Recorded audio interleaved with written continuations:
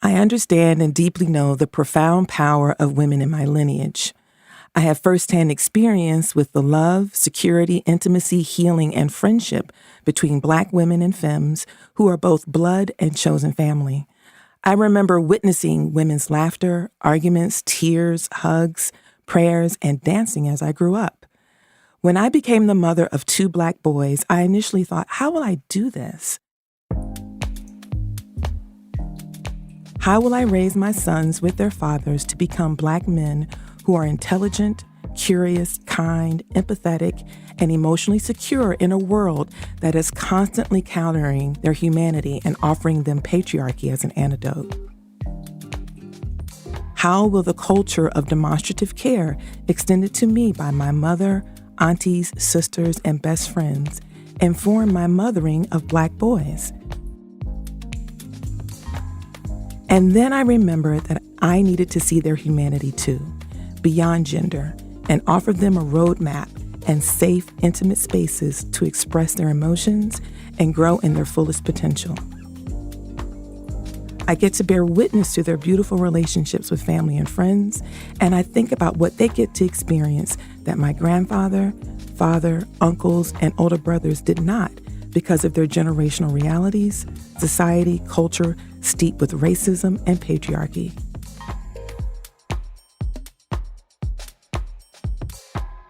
This is Embodied, our show tackling sex, relationships, and your health. I'm Omisade Burney-Scott, sitting in for Anita Rao. Today, we are exploring the complexity, realities, and hopefulness of friendship, intimacy, care, and healing between Black men and mass-presenting people.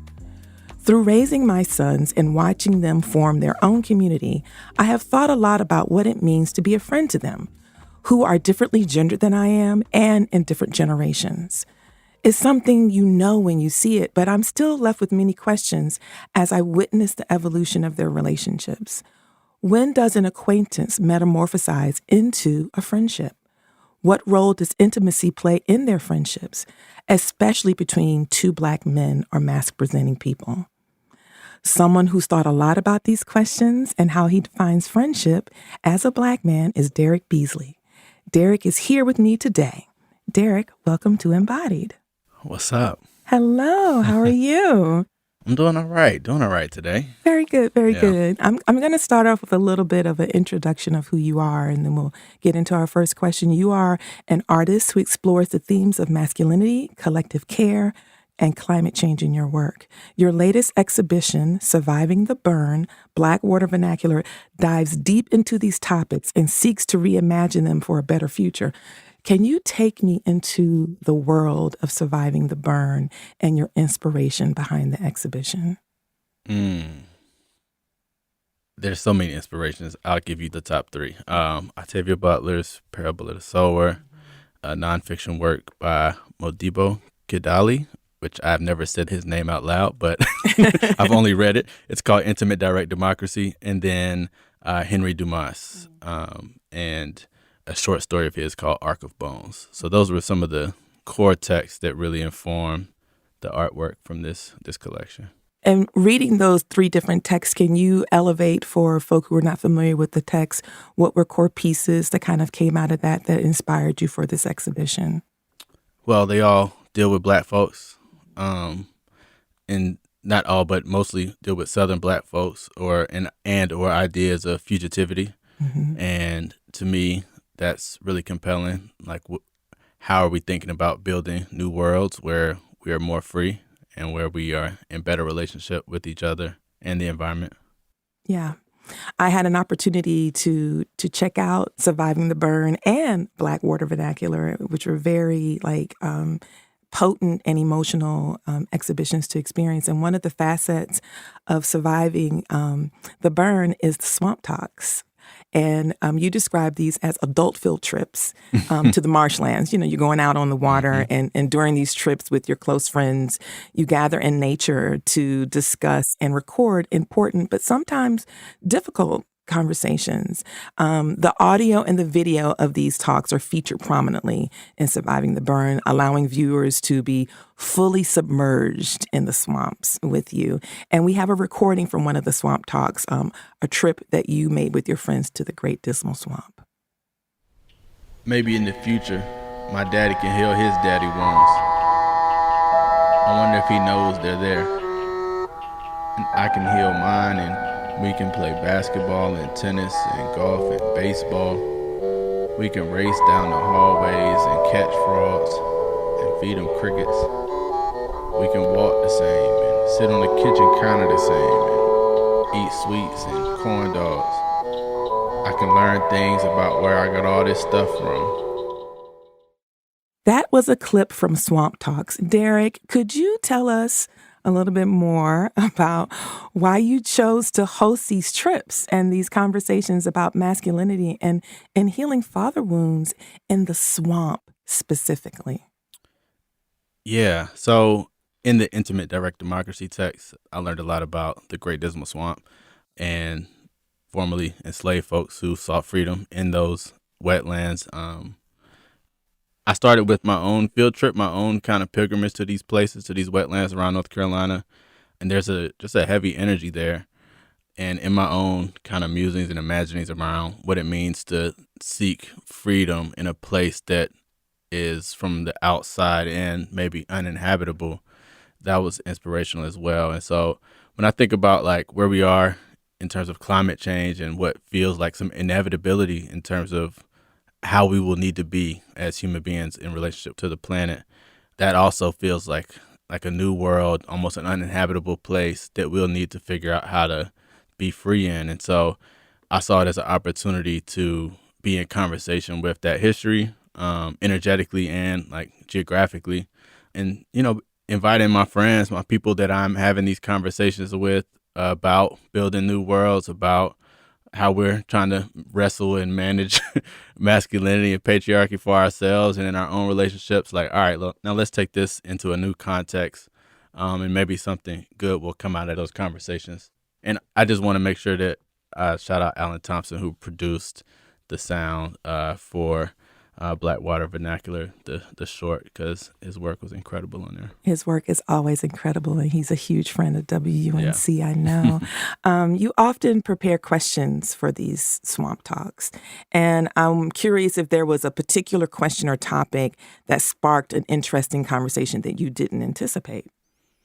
You know, the idea of field trips, that was one of those conversations where, you know, and nobody that I went on these trips with, when I asked, like, when's the last time you like got invited on a field trip? And nobody could really remember other than like being a child. And so something about like that invitation to play and to just kind of be, you know, in our bodies in this new environment in an adventure state with an adventurous disposition, that really opened folks up. Mm-hmm. The curiosity of it all and what it could be. In addition to the audio recordings, you also incorporate painting, video, photography, sculpture, installation, and self-portraiture into your work. So how do each of these mediums allow you to look at the themes of intimacy, friendship differently or similarly? You know how when you have an idea, you just got to get it out, however you can get it out, and nothing feels sufficient to hold all of the nuance and all of the like the depth of your emotion or what you're feeling or what you're hearing from another person. And so for me, you know, the moving through different mediums is really just a moving through. It's just an attempt to capture the nuance of all the things that I feel, and whether that be like by myself or the things I'm doing with others in community or the spaces that I'm creating or, yeah. There's a lot of complexity and nuance kind of woven in and out of all of those mediums. You know, we mentioned earlier that one through line running throughout a lot of your pieces is this very deep connection to the environment and the climate crisis. While climate can invoke a lot of hopelessness, your art actually aims to see the possibilities for the future.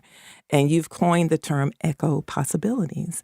I would love it if you could expand upon this idea and how they can connect to the relationship between humanity, the environment, and Black men.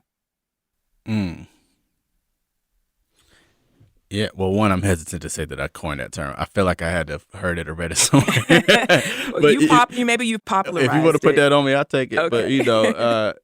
But I think like I was saying before, I think all of this stuff is connected, and when we think about like where we are with the state of affairs with our environment, and it's an opportunity for us to reimagine not just our relationship with the environment, but our relationship with each other, and I think this, what feels like catastrophe, could also be catalytic for these new possibilities. And in another corner of my life, I work with farmers, and I tried growing vegetables in the yard at one point, and I realized that's not mine to grow. That's not your ministry. That's not my ministry. I like to grow other things, though. I enjoy growing trees and vining things and grasses, and so I think this work, specifically this corner of like the new world that I want to see and that I want to be a part of building, that's what I'm discovering is my work to do. And so I think we will all be thrust into different pockets of the new world, whether we want it or not. And so for me, this is just trying to be as intentional as possible about discovering what's mine to grow. Derek's artistic exploration of the possibilities to build a better world had profoundly shifted how he shows up in personal relationships. We're going to take a quick break, but when we come back, we'll learn more about how Derek is applying this knowledge to his friendships and friendship breakups. Plus, we'll meet someone who is queering masculinity and learn what it means for his relationships with other cis and trans men.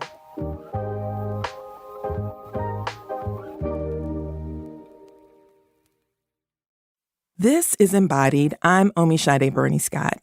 Movies have portrayed a variety of complex relationships between Black men, from feuding frenemies to intimate lovers.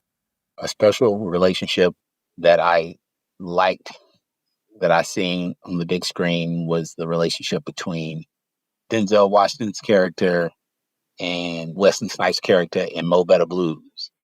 Are you coming out? Yo, Tom, what I tell you about that stuff? Are you coming out tonight? When I'm done. Done what? Finish my lesson. Forget him. We're going. I said I'll see you later. They were rivals, but ultimately they leaned on each other. They pushed each other, but ultimately they needed each other. These antagonistic, what appear to be antagonistic relationships between Black men and these characters, where they, in the movies, where they seem to be going against each other, but ultimately they see themselves in each other and they make themselves better. I love that. One cultural representation of friendship between Black men that speaks to me is in the film Moonlight. It features the protagonist, Chiron, and his friend from childhood, Kevin. You're the only man that's ever touched me. You're the only one. I haven't really touched anyone since. We're actually able to better understand who Chiron is, why he performs Blackness and masculinity in certain ways, what's actually happening underneath the surface, behind the curtain. I appreciate it because I think the film, it humanizes what it means to be a Black man, what it means to have such a complex friendship that can hold so much.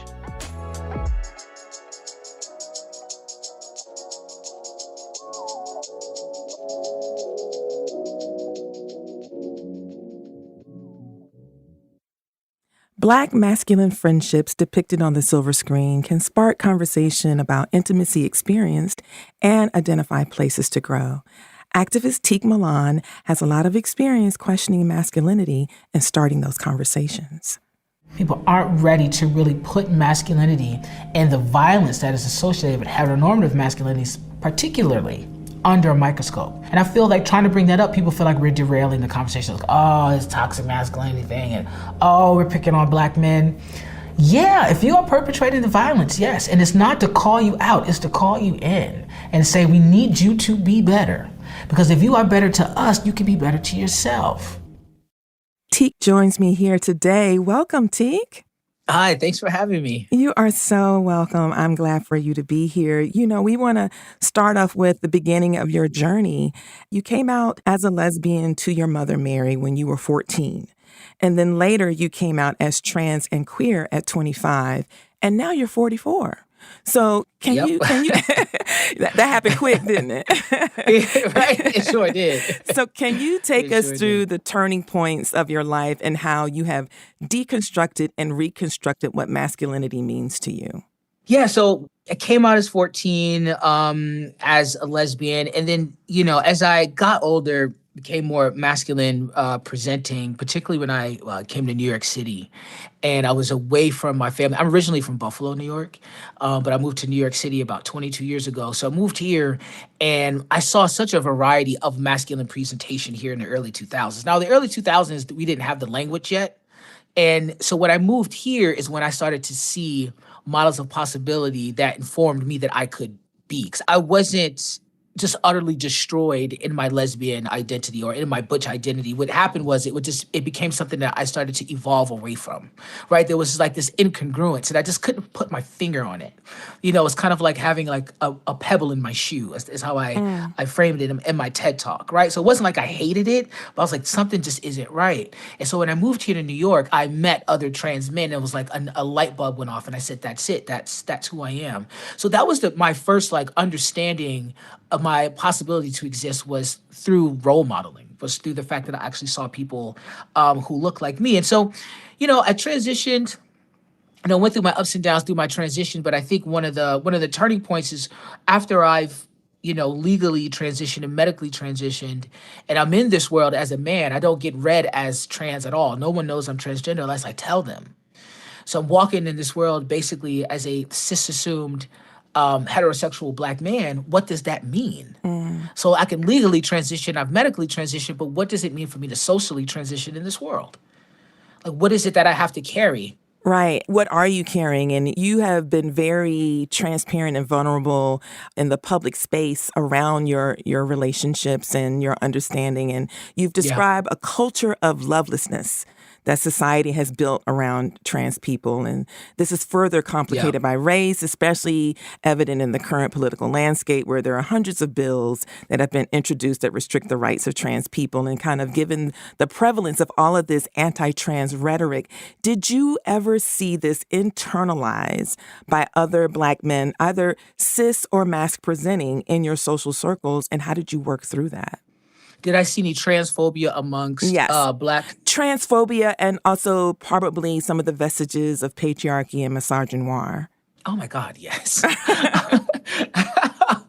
Yeah, it was all around me, you know, and as I was trying to figure out how to be a good man in this world, I was looking for those blueprints, right? I'm looking for those blueprints of masculinity. Who can I turn to show me? So what I thought I needed to do was look for those blueprints in cisgender heterosexual men, because they were supposed to be the blueprint. But the messages that I was getting wasn't working for me, right? The messages that I was getting about how my masculinity had to be so reductive, I could only feel like anger and lust. Like I couldn't be full of joy, that I could not have the answer. If I showed any vulnerability, that meant that I was less than a man, less than black. These were a lot of the messages that I was getting directly and indirectly. So I think of my queer experience and the idea of queering masculinity as a way of being free and creating your own blueprint for a better future. So I had to start to create these blueprints, this like organic masculinity. And also, what I also had to start to do was look at the blueprints of masculinities within queer community and not drink the Kool-Aid and thinking that the most valuable ideas of masculinity had to come from the community that has othered me. You know, you use the language of blueprint and drinking the Kool-Aid. I think of the cartography, being a map maker and being able to construct your own way. And I know that in the queer community, it is very common to have familial kinship with people who are not related to you by blood, but they're chosen. And I know that you have formed your own chosen family. And I would love for you to talk about how you've done that and how you relate to your sons. Yeah, for sure. So I definitely have a chosen family. I have sons, I have daughters in community. You know, a lot of folks in queer community have lost their biological family or are not aligned with their biological family for many reasons. And, you know, when it comes to the idea of family, you know, they always say that the blood is thicker than water, right? But like the whole verse is that the blood of the covenant is thicker than the water of the womb. So it's the promises that we make to each other that makes us family. I have trans men, young trans men in community who look to me as a father and as an uncle. And that's the role that I play, and I take it seriously. I really try to be a model of possibility and a blueprint, because so often young Black trans men, and just I think young Black men, period, don't get to see a lot of other Black men who are happy, who are healthy and successful, and who are whole, or at least trying to be whole. Right. And who aren't afraid of their own emotions. So I try to give that blueprint to the young men around me, whether they are non-binary masc folks, trans men, cis men, all of them. All of them. All of them. You know, we mentioned at the beginning of your segment that you are now 44 and you've been living in New York now for 22 years. And so you would, you know, be considered a trans elder. You know, you've been on T for a number of years and you came out as trans almost, 20 years ago. And now that you are in this position, in this role, what has it been like connecting with these younger Black trans men, and what do you feel like you are modeling for them and the advice that you're explicitly giving them about their journey? Yeah, that's great. First, I want to say it just blows my mind that they call me an elder. I feel like that's happening for a lot of older millennials. They're like, wait a minute, what? Like, wait, what are you talking about? But yes, but I love it and I do it with some grace. The one thing I really try to model to these young guys who are coming up is to be patient with themselves and with the process, and to really give some grace to the people around them. You know, I know it can be really frustrating when folks aren't getting your name right and your pronouns right, and that is going to happen. But I tell everybody, just give them some grace, have your own boundaries, but to understand that you are not the only person that had to transition. Everybody around you did too, and I talk about that in my TED Talk, and I talk about that in my stories, how I went from being, the little sister to the baby brother. I went from being the daughter to the son. Everybody kind of had to get on board with that. So giving people some grace and giving yourself some grace with your transition, with your physical transition, dating, there's just so many different things. And I try to impart as much wisdom as I can on these young guys. But I think the biggest thing to take away is to have some patience with yourself and also hold your boundaries and know that you're valuable despite the losses that are going to happen, because loss is going to happen. Right. Disappointment is going to happen. And just to deal with it with as much patience for yourself as you can and kindness to yourself as you can. Those sound like excellent elder advice for the young people in your life. Sure. I am talking with activist Teak Milan, and I like to bring artist Derek Beasley back into this conversation with us so we can talk a little bit more together. So I'm going to pose this question to you, Derek. For the majority of the show, we've been discussing friendships that have gone well, but we know that friendships can also make transition and even break up. And you have recently had a friend break up with another man that was quite meaningful to you. What did you take away from that experience? Well, one, we made up and we back together. Y'all back together. Back together. Yeah. But, one of the big things I learned is that, there's just not a lot of room in the culture for Black men to grow. A lot of that is reinforced by other Black men and other men, but also by everyone around us. It feels like there's just little space for us to grow and be different versions of ourselves. And sometimes when we're trying to stretch into those new versions of ourselves, there's not a lot of tolerance. So similar to kind of what Teak was saying about everybody around you transitioning. And, when we transition into new versions of ourselves, they might not be as complex as those, but, it's still hard for other people around us, particularly those who've known us for a long time, people we've loved and been in a relationship with for a long time, to be able to hold look, bro, I ain't the same version of myself that I was. Yeah. at 12 or 13, Or 20 or 30 or 40 or 50. Exactly. And yeah.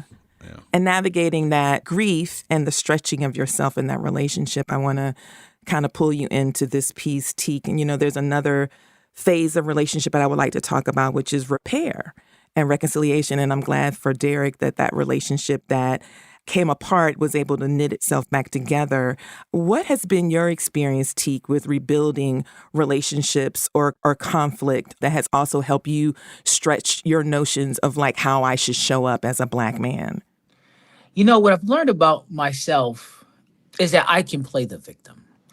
And for me, when I try to define masculinity, I think that masculinity is about holding space for people who are more vulnerable to you and being accountable to the things that you say, being accountable to how you show up. So what I've learned in the conflicts that I've had is to really take a step back and to say, how have I contributed to this?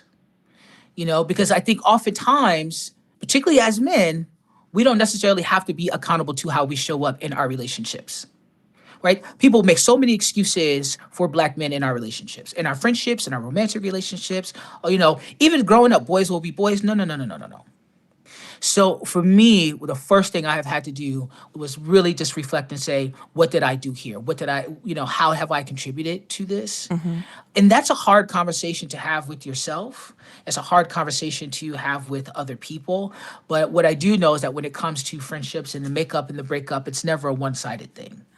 I want to bring both of you together to talk about this nature of intergenerational relationships, in particular, the relationship that you each have with older Black men in your life. And so, Derek, I would love for you to share if there are older Black men you have in your life and what that relationship feels like for you. And then, Teak, I would love for you to be able to expand on what that's like for you as well.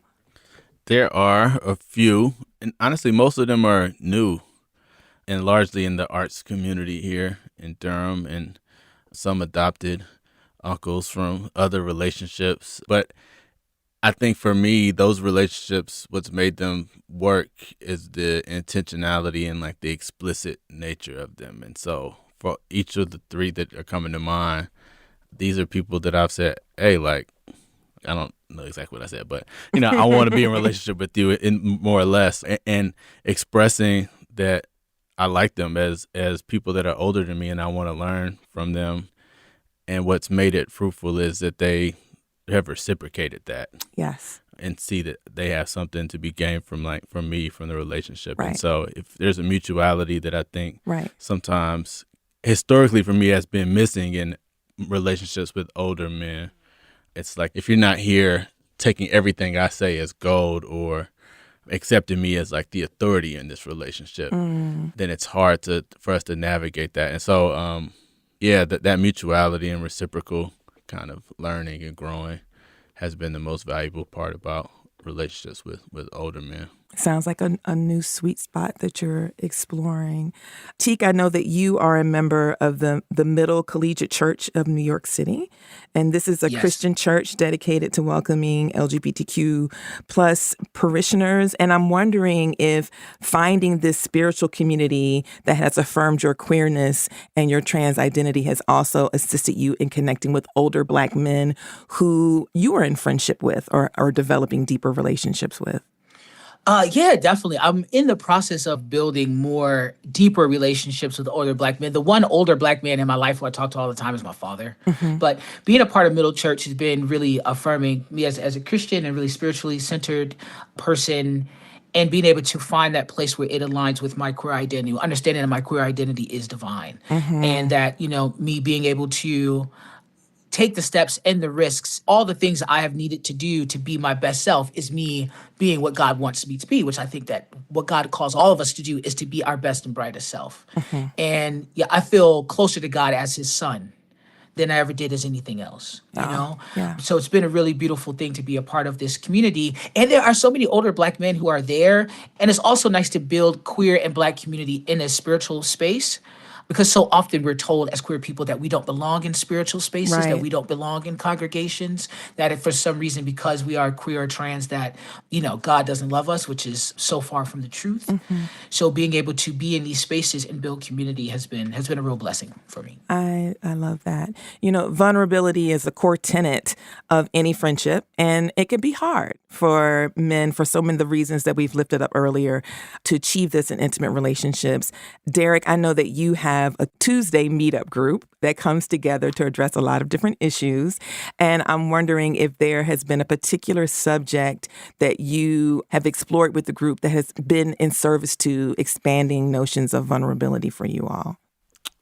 Grief has come up in some of the most recent conversations, losing loved ones and losing relationships, whether it's intimate partner relationships or other friendships or parents. And so really trying to provide a space where we can just be in support of one another without shaming each other around the grief that we're feeling or the transitions of the relationships with ourselves as we, when we lose someone or when a relationship changes, we lose a part of ourselves in that, but we also gain things. And so there's like the grief of that part of ourselves that we lost. And so I think grief has been one of the most powerful kind of subjects that's come back. Grief is a powerful instructor. Teak, I'm going to let you have the last word here around any offerings that you would lift up in terms of how Black men and mask-presenting people can move closer to that vulnerability to achieve more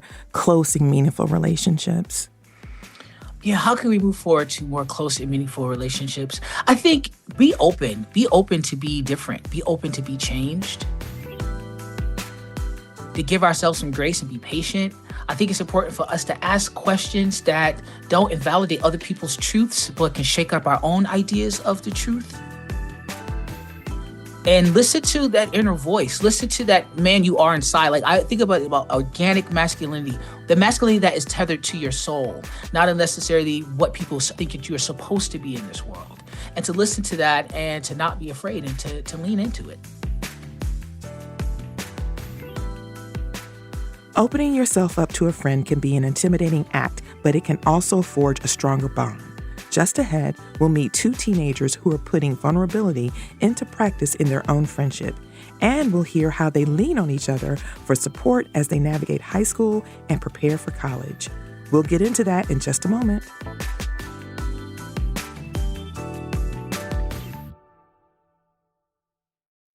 This is Embodied. I'm Omisade Burney-Scott, and you're listening to our conversation today about friendship and intimacy between Black men and mask-presenting people.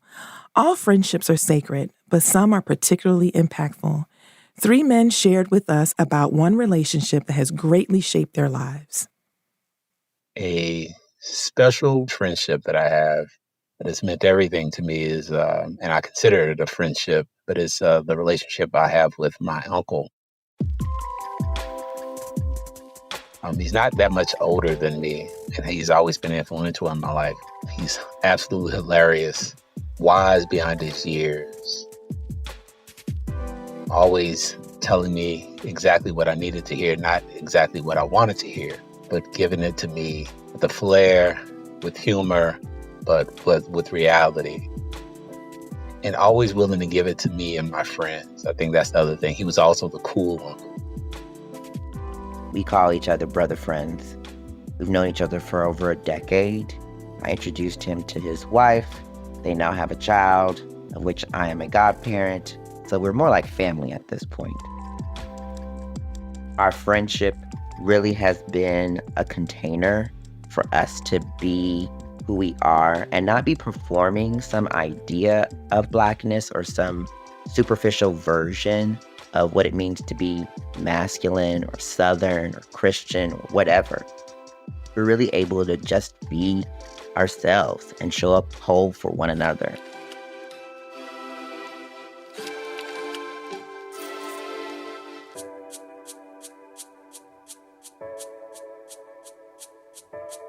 All these elders that I have the opportunity to chat with across North Carolina, they all stick out to me because they have this wisdom and this knowledge that they are eager to share.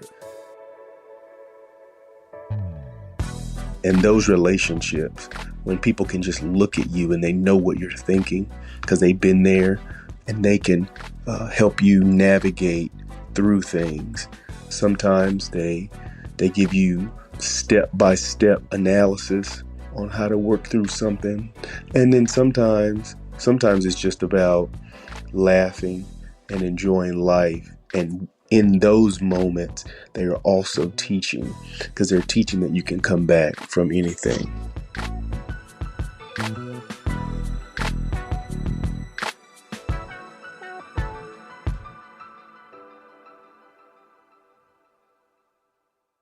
As William, Jesse, an anonymous listener noted, close friendships can be a touchstone that take you from one phase of life to the next.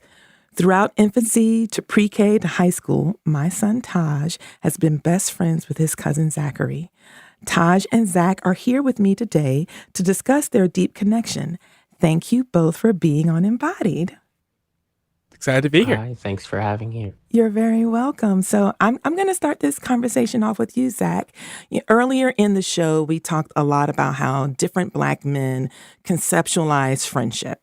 And I was really curious about how you both define your friendship for yourself, especially for folks I consider Gen Z. So Zach, we're going to start with you. What does it mean to be someone's friend?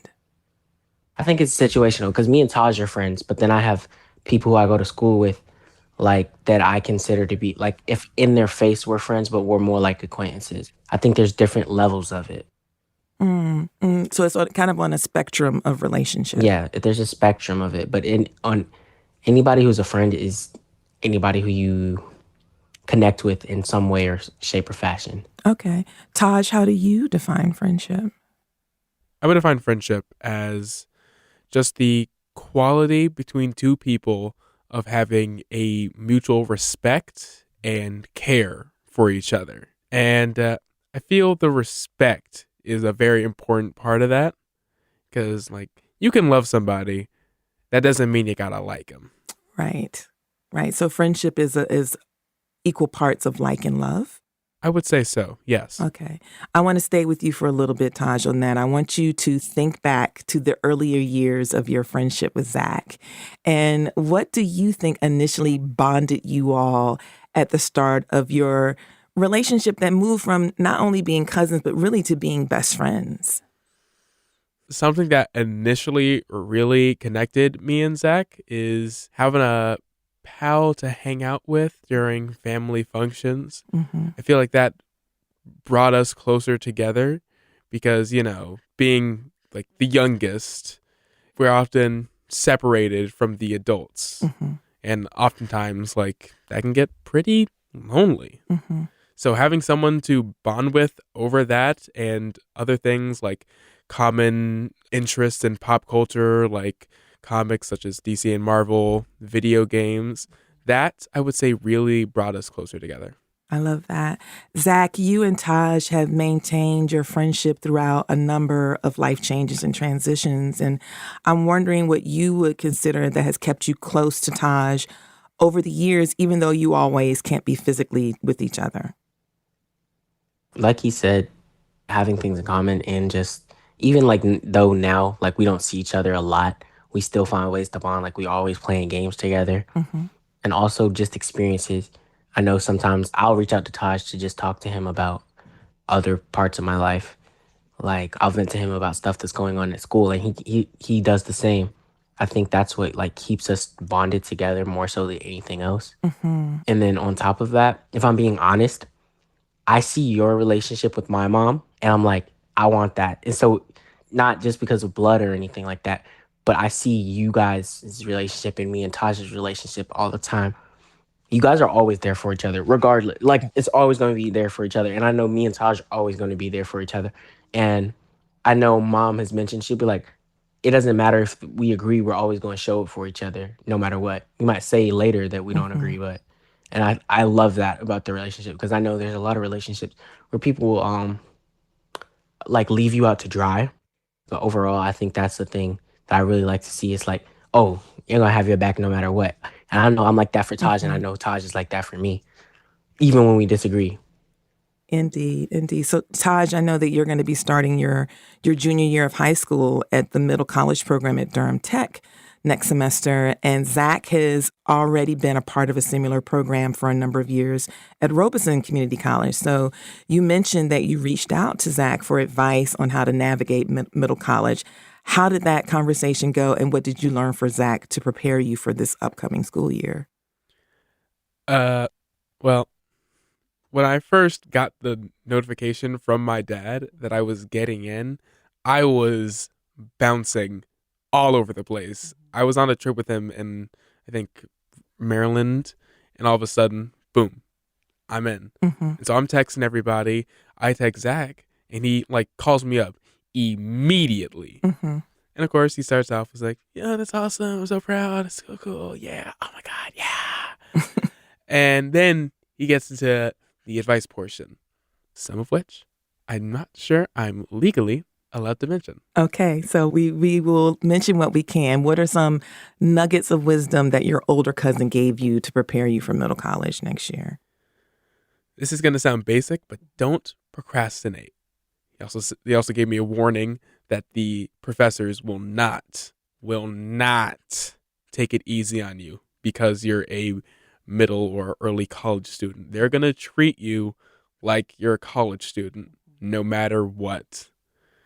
And another thing, I got to like make sure to manage my time because time is going to be just a very important factor when it comes to my education at the Durham Tech Middle College. Yeah. Zachary, I'm wondering if you can think about a time where you needed support or closeness with someone and you confided in Taj that you feel comfortable sharing with us. Oh, easily. It's recent, and I'm still confiding in Taj about it because it's still something that bothers me. Like you mentioned earlier, I also had a friend break up with a friend from early college, and I took it harshly because I didn't understand. I understand it in an intellectual level, but on an emotional level, I'm still hurt and don't understand it. There's been many Saturdays that I just call Taj and I'm like, even if we're not playing games, I'll just like vent to him about it because I get annoyed like just thinking about it. Because he like, aside from that person, Taj is the only person who I'm like tight with like that, like to talk about it with in a certain way, who I know will understand where I'm coming from. And I think another aspect about me and Taj's relationship is I know that he understands me better than other people do. And I feel I understand him better than other people do sometimes as well. Like I'll peep something about him or like how he reacts to a situation that other people might not.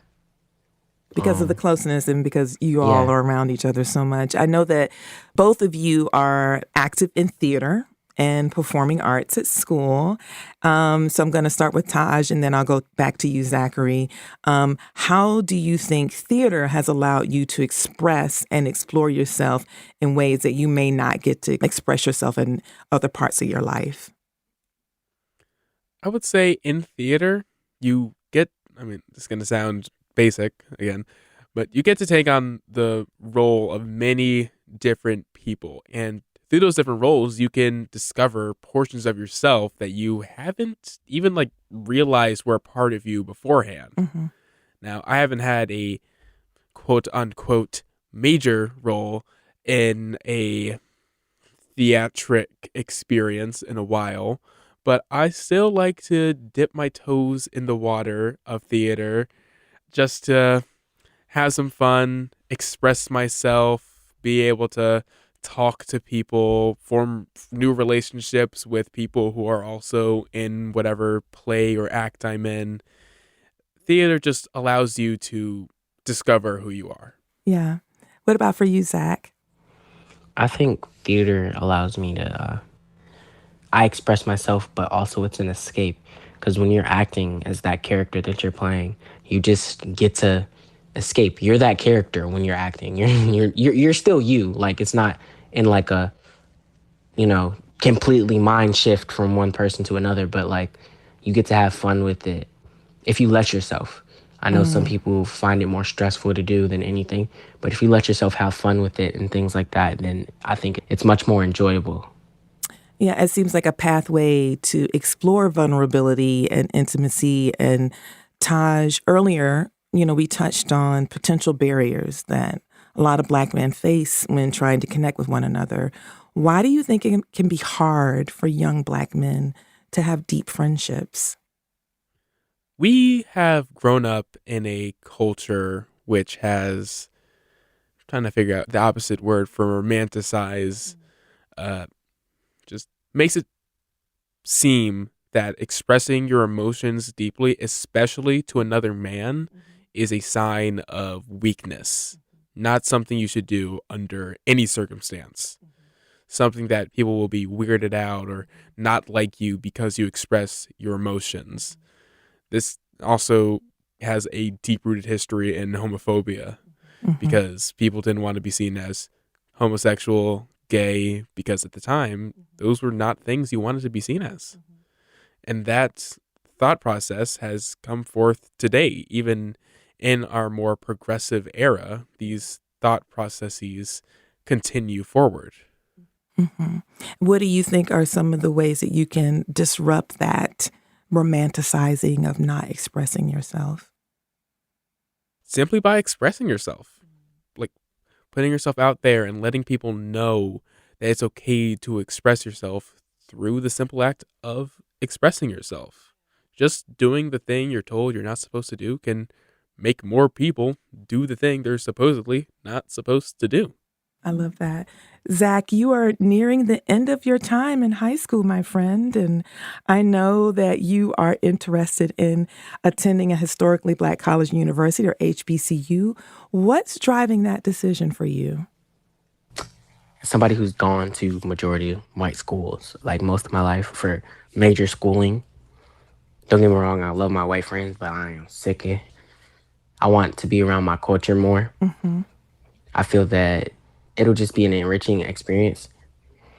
And I feel like I can connect with people who have similar experiences to me. Because the main part about being a Black man, especially in today's era, like especially I feel like it's even more different than for like us as Gen Zers than like from older generations. Because for us, you don't even just have to be Black enough for the people, or not just Black enough or like manly enough for the people who you see in your day-to-day life. If you have a social media presence, then you got to be manly enough or Black enough for those people too.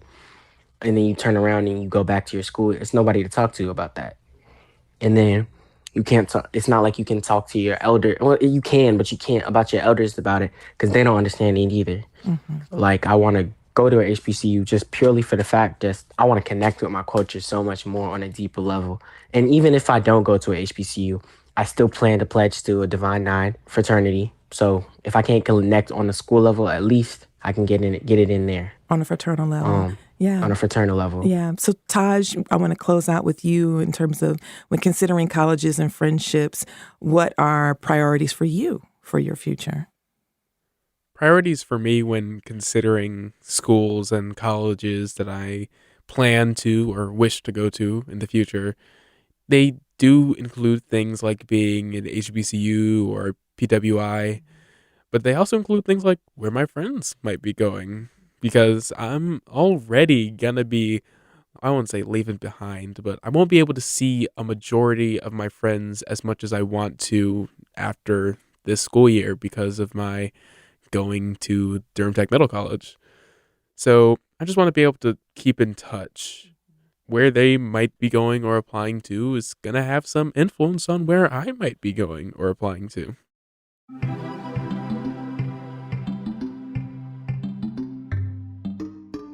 Embodied is a production of North Carolina Public Radio, WUNC, a listener-supported station.